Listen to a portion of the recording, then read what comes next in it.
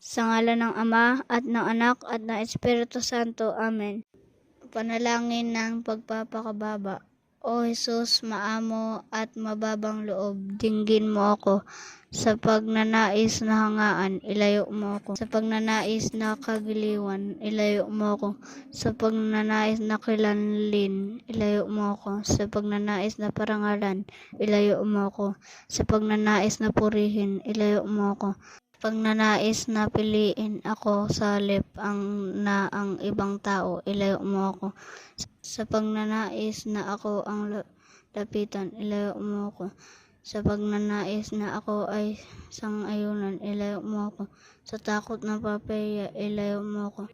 Sa takot na kutyain, ilayo mo ako.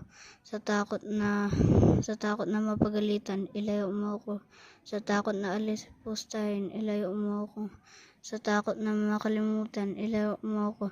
Sa takot na laitin, ilayo mo ako. Sa takot na masaktan, ilayo mo ako. Sa takot na mapagbintangan, ilayo mo ako. Upang ang iba ay higit na mahalin kaysa sa akin, Jesus, ito nawa ang aking naisin. Upang ang iba ay pahalagahan higit sa akin, Jesus, ito nawa ang aking naisin. Upang sa paningin ng daigdig, ang iba ay maging higit sa akin, Jesus, ito nawa ang aking naisin. Upang ang iba ay piliin, ako ay baliwalain, Jesus, ito ang nawa ang aking naisin. Upang ang iba ay purihin at ako ay di mapansin, Jesus, ito nawa ang aking naisin. Upang ang iba salip na ako ang piliin sa lahat ng bagay, Jesus, ito nawa ang aking naisin. Upang ang iba ay higit na maging banal kaysa sa akin, at ako naway maging banal sa abot na aking makakaya, Jesus, ito nawa ang aking naisin. Amen.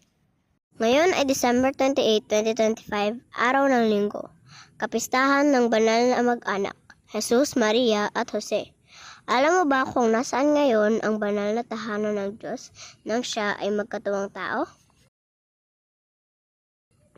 Sa pasimula pa ay naroon na ang salita. Ang salita ay kasama ng Diyos, at ang salita ay Diyos.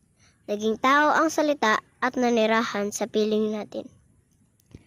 Ang tahanan ni Jesus, Maria at Jose ay matatagpuan sa bayan ng Loreto sa Italia. Paano ito napadpad doon? Ayon sa kasaysayan, nanatili ang tahanan ng banal na pamilya sa Nazaret ng ika-13 siglo. Matapos nito, noong May 10, 1291, bigla itong nawala. Ang tanging natira sa bahay ay ang pundasyon nito. Napansin ng lahat sa Nazaret ang biglaang pagkawala ng bahay na labis nilang ipinagtaka. Imposible namang tangayin ito ng tao o grupo ng mga ito ng napakabilis at wala man lang nakapansin. Ayon sa tradisyon, dinala ang banal na bahay mula sa Nazaret ng mga anghel. Sa kanyang ulat ng kanyang mga mistikal na karanasan, binanggit ni Beata Ana Catalina Emmerich ang tungkol sa paglipat ng mga anghel sa bahay.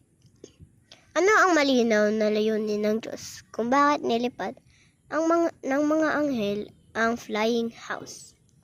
Ang dahilan noong 1294, ang buong bayan ng Nazaret ay sinira ng mga Muslim na mananakop.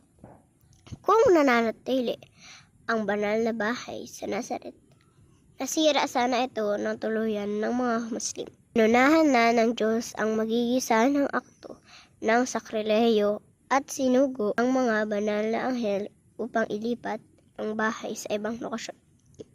Paano natin malalaman na totoo ito? Ilang siglo ang nakaraan, nagsagawa ang mga siyentipiko ng kemikal na pagsusuri sa mga bato sa mga pader ng banal na bahay sa Loreto. Nagsagawa rin sila ng kemikal na pagsusuri sa kahoy na ginamit para sa kisame ng banal na bahay. Hulaan ninyo ang natuklasan nila. Ang mga pader ng banal na bahay ay yari sa mga batong matatagpuan lamang sa Nazaret, at ang kahoy sa kisame ng bahay ay galing mismo sa eksaktong lugar ng Nazaret. Kahit ang mortar na ginamit sa bahay ay natuklasang gawa sa material na galing sa banal na lupain.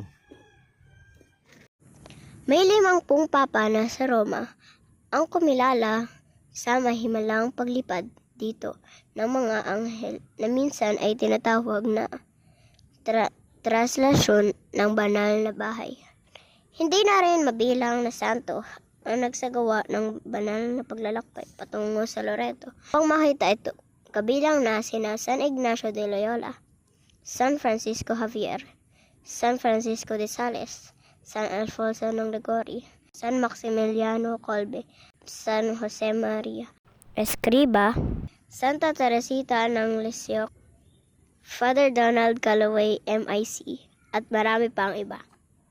Sa CCC number 1655 ay ipinaalala sa atin ang kahalagahan ng mag-anak. Ang simbahang pantahanan. Ninais ni Kristo na sumilang at lumaki sa sinapupunan ng banal na mag-anak ni Jose at Maria. Ang iglesia ay hindi iba kundi ang mag-anak ng Diyos. Mula pa noong una, ang nukleyo ng iglesia ay maliimit binubuo kasama ng buhay sambahayan niya ng mga mananampalataya. Sumagot sila, "Sumampalataya ka sa Panginoong Hesus at maliligtas ka, ikaw at ang iyong sambahayan." Kung magbabalik loob, hinangan nila pati ang buong sambahayan nila ay maliligtas. Sa ngalan ng Ama at ng Anak at ng Espiritu Santo. Amen.